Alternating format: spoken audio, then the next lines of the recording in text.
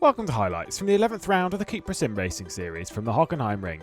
Race 1 would have Dávid Nagy on pole position ahead of Jack Keithley and pre-qualifying pace setter Florian Haase. The run towards turn 1 would see the inside line having a very poor launch, so Jack Keithley would have to squeeze Florian Haase. Haase, though, desperate to get through, coming into turn 2, would already jump his way into second position with Kirill Antonov ready to pounce, and pounce he certainly did. He would go around the outside down at the hairpin with Jack Keithley down the inside of Florian Haase. A great cutback from Kirill Antonov would allow him through on the German, and Jack Keithley got to second.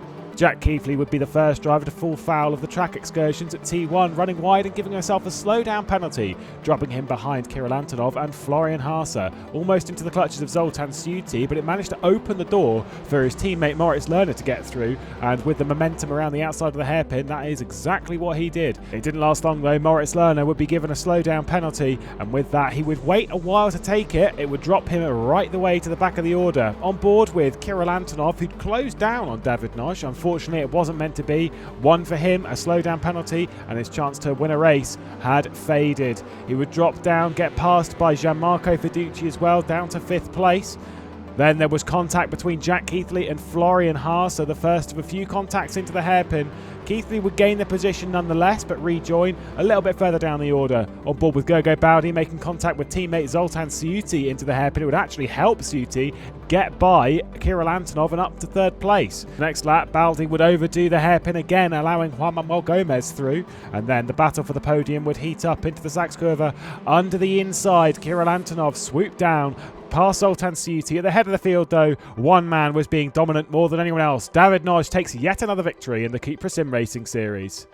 The next race would see his teammate Gogo Bowdy on the pole position ahead of Florian Haase and Dávid Nagy himself. With a launch into turn 1, again the inside line having an unfavourable launch, and Dávid Nagy was nearly able to pounce up into second position.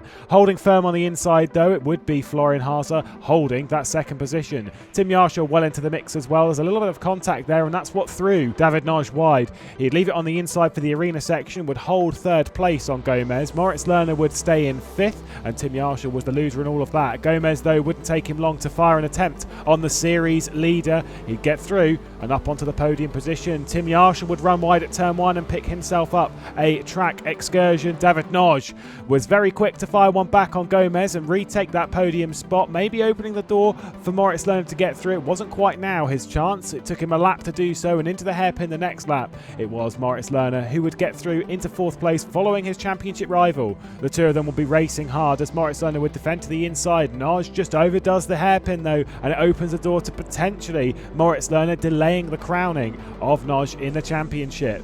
He would get back through on Martin Barner at the hairpin, an easy move for the series leader. Then high drama as Martin Barner and Jack Keithley would overdo the hairpin, making contact with Gianmarco Fiducci and Dávid Nagy. This would be a strong penalty for the pair of them. Jack Keithley only 1 strike away from a 1-month ban from all competitions after that incident.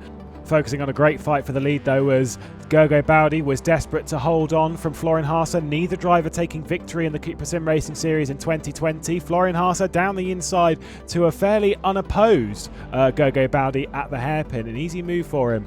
Then Moritz Lerner would be fighting with Gomez for the podium. Gomez doing very, very nice work to defend. A brilliant cutback from him would allow him to hold 3rd position, at least for now. Final lap of the race and the final attempt for Gogo Bowdy. He'd overdo the hairpin, and Florian Haase looked set for his first victory in the CUPRA SimRacing Series. The door was wide open as well for Moritz Lerner to get through onto the podium, and that he did do. At the front of the field, Florian Haase did take that victory. It was the first one in the CUPRA SimRacing Series for him. However, the champion was crowned after a fantastic season from Dávid Nagy. He is the 2020 CUPRA SimRacing Series champion with 2 rounds to go.